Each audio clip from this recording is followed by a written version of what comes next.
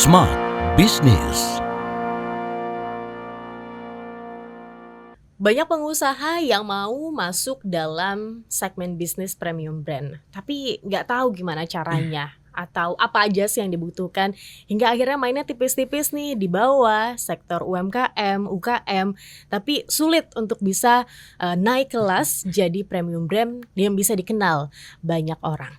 Di kesempatan kali ini Tasya Rustama akan temani Anda Smart Listeners dalam podcast Smart Business. Kita akan berbincang bersama dengan pebisnis. Beliau adalah co-founder of Dore by Letao dan Pancake Co, Mas Ricky Kono Basamele. Halo Mas Ricky. Halo. Cerita sedikit dong, Dore by Letao dan Pancake Co itu sebenarnya bisnis apa? Karena kita mau tahu lebih detail begitu ya. Mungkin ada smart listeners yang baru kenalan nih. Silakan Mas Ricky. Kalau baru kenalan kayaknya marketing kita kurang. Biar lebih luas lagi nih marketingnya. Iya, kan? oke. Silakan. Salam kenal. Saya Ricky, founder dari Dore dan Pancake Co. Kita itu memulai 2015 dari bisnis kue, terutama fokusnya ke kue ulang tahun sama hampers, seasonal hampers dan cookies dan giftings. Di Dore itu kita sekarang ada 17 cabang seluruh Jakarta, Jabodetabek. Tahun ini semoga bisa buka di luar kota juga. Amin. Dan kita ada online channel dan kita juga ada service ke corporates. Jadi kita perusahaan-perusahaan yang mau directly langsung mau beli hampers dan kue ulang tahun buat klien. Dan juga kita ada Pancake Co. Jadi konsepnya lebih ke happy cafe konsepnya dan fokus ke Japanese fluffy pancake yang jiggly pancake. Itu sekarang ada 7 cabang itu di Jakarta juga. Oke, berarti ini menyasar segmen yang premium tentu saja ya Mas Ricky. Kalau bisa didefinisikan, apa sih definisi premium brand versinya Mas Ricky? Sebenarnya lucunya saya bukan dari awal maksudnya mau membangun premium brand. Karena kebetulan saya dapat partnership dari perusahaan Jepang. Dan harapan mereka tentang produk quality itu sangat-sangat tinggi gitu. Jadi kita mengikut standar kualitasnya mereka, tapi begitu hitungkan harga bahan baku dan lain-lain, ujung-ujungnya kita hitung-hitung, wah ini kalau jual murah nggak bisa nih, jadi harus premium gitu. Okay. Jadi sebenarnya I would say 50% kebetulan, tapi dari settingan harga itu menjadi patokan buat effort kita gitu. Jadi intinya kita harus jualan sebuah produk sekian harga, makanya kita harus menyediakan service lah, toko lah, konsep itu yang harus di atas gitu.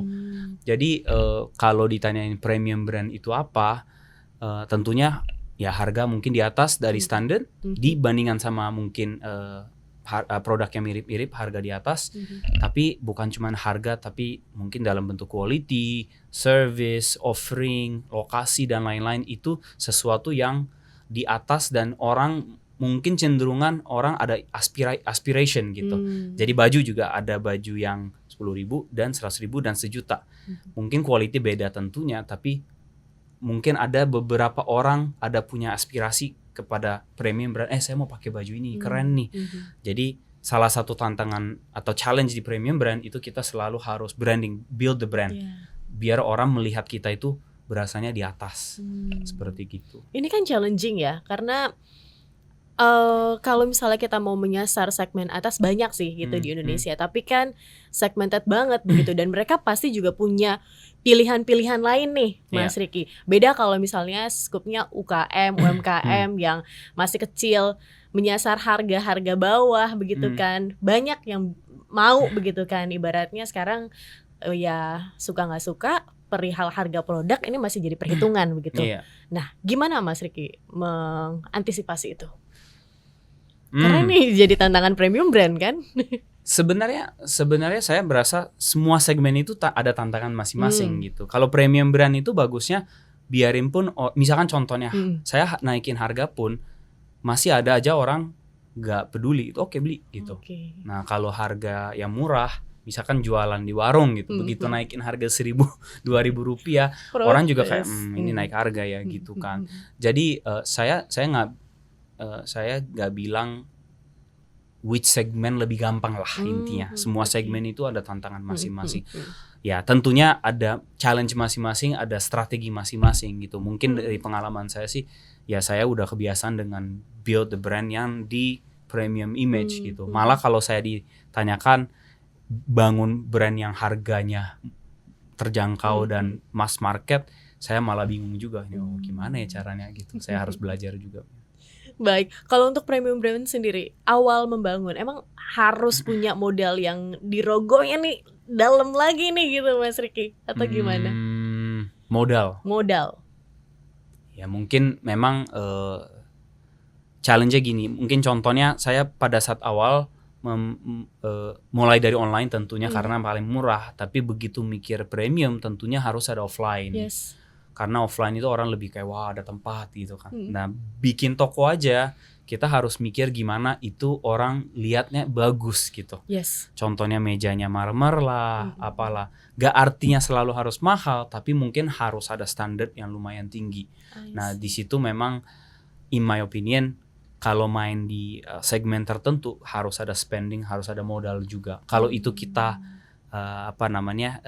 hemat, apa yang terjadi orang juga tidak melihat brand tersebut premium jadinya. Itunya challenge. Tapi menurut saya premium juga ada levelnya, premium different level ya. Ada premiumnya super mahal, ada juga medium premium juga gitu. Nah jadi itu menurut saya sih tergantung.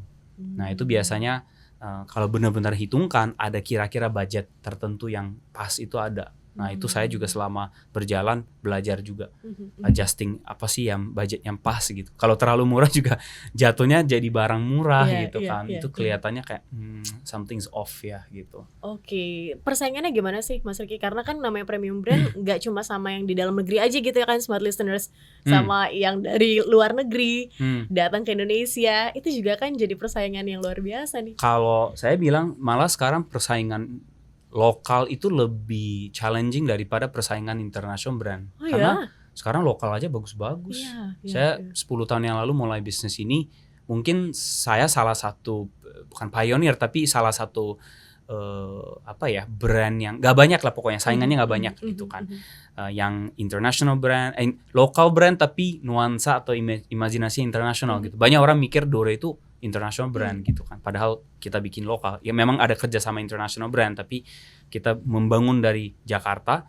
Tapi sekarang itu banyak banget premium brand, apalagi dari perumahan kayak bikin kayak home industry, tapi kualitasnya bagus, packagingnya bagus, secara produk itu bagus sekali itu sebenarnya banyak.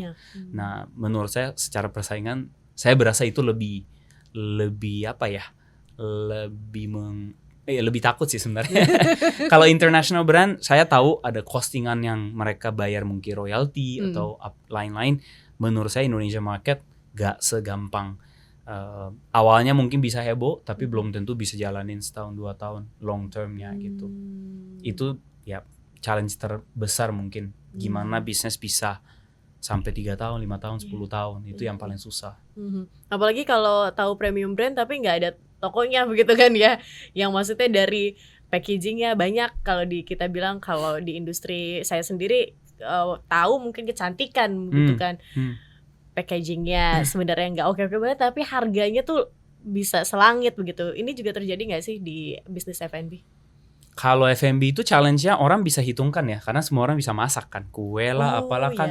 Jadi dibandingkan sama kecantikan 10.000 1 juta orang nggak tahu COGS-nya berapa kan, maksudnya HPP-nya berapa gitu, harga pokoknya berapa. Jadi F&B paling challenging itu mau naikin harga setinggi-tinggi pun kita nggak bisa tiba-tiba jual kue 5 juta gitu kan. Itu kan orang bingung apa nih gitu. Ya kecuali itu marketing gimmick ya.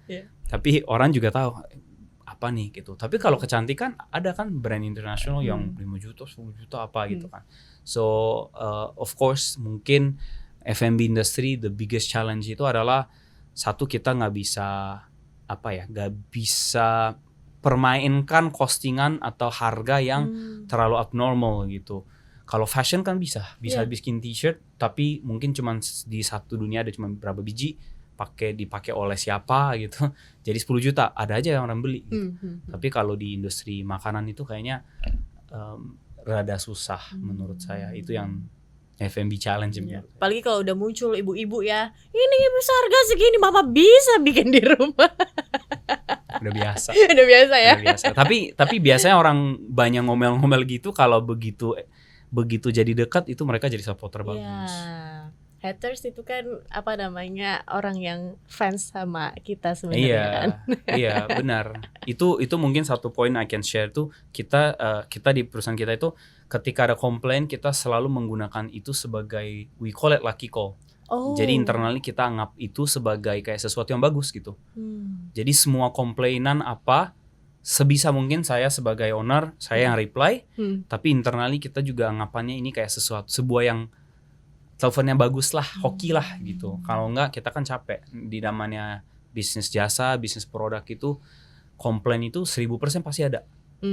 Pasti ada, nggak mungkin 0%. Jadi tergantung gimana persepsinya komplain gitu. Kalau enggak timnya juga capek, berasa komplain lagi gitu kan. Apalagi anak-anak sales, anak-anak yang di depan customer yang terima komplain kan. Wow, menarik dari mindsetnya sendiri. Nah, gimana caranya bisa sukses gitu ya, bisa lancar, bisa menciptakan premium brand yang sesuai dengan dilakukan oleh Mas Ricky. Mungkin ada teman-teman dari pebisnis yang sekarang masih merintis, Mas Ricky, mau dong saya ikut jejaknya Mas Ricky begitu. Gimana caranya, Mas Ricky? Gimana caranya? Semangat terus. Jawaban ngasalnya memang seperti gitu. Yang tadi yang mungkin saya percaya kayak bisnis itu maraton lah. I mean, sekarang apalagi dengan social media ada viral lah apalah gitu. Tapi kenyataannya banyak bisnis yang awalnya rame tapi jatuh juga banyak gitu kan. Dan ya tentunya kalau bisnis trading mungkin oke, sekali cuan udah cabut gitu kan. Tapi kalau di bisnis, kalau saya percaya branding itu kan kayak cap kan. Cap ini kan harapannya bisa lanjut 10 tahun, 20 tahun sampai ribuan tahun gitu. Jadi harapan saya ini selalu harus mikirkan long term, gimana brand tersebut bisa jalanin terus. Nah itu effortnya memang banyak hal, kayak dari service lah, produk lah, apalah semua sisi. Dan sampai sekarang sejujurnya kalau ngomong lancar nggak juga, banyak tantangan, tapi mungkin lama-lama jadi biasa. Tantangan itu sebuah kayak ya kebiasaan dari bisnis gitu. Kayak pesawat lah, ada turbulence gitu, kayak goyang-goyang itu selalu ada gitu. Harus mindsetnya dilatih seperti gitu, karena begitu kalau semuanya lancar biasanya kita jadi malas, kalau malas jadi kondisi bisnis pasti jadi jelek, karena kita juga berasa udah nggak usah apa-apa kan. Dan sekarang memang secara marketing kita harus inovasi terus, jauh lebih cepat dibandingkan sama zaman dulu. Dan mungkin saya hokinya 10 tahun yang lalu pada saat saya mulai, saingannya nggak banyak, social media juga nggak sekencang kayak zaman kayak sekarang. Jadi saya masih ada waktu bisa jalan kaki dulu, lihat dulu, belajar dulu, itu masih ada waktu. Kalau sekarang kayaknya udah harus siap lari dari awal gitu. Kalau nggak, kecuali mau small scale ya, kalau mau di rumahan gitu. Itu sih. Jadi mungkin kalau ditanyakan caranya gimana, nggak ada cara pintar sebenarnya, tapi harus selalu belajar, apply in the business, coba sampai jadi gitu. Dan saya juga masih di tahap itu sebenarnya, selalu work in progress gitu. Yang penting kita tetap berjalan ya, ada pergerakan begitu kan ya, Mas Ricky. Thank you untuk insight-nya. Dan smart listeners, itu dia tadi Mas Ricky. Anda bisa dengarkan episode-episode lainnya untuk menambah insight dan juga wawasan Anda. Namun kita harus akhiri episode ini bersama dengan Mas Ricky Konobasamele, co-founder of Dore by Letao dan Pancake & Co. Kita pamit. Akhir kata saya Tasya Rustama dan Mas Ricky. Sampai jumpa.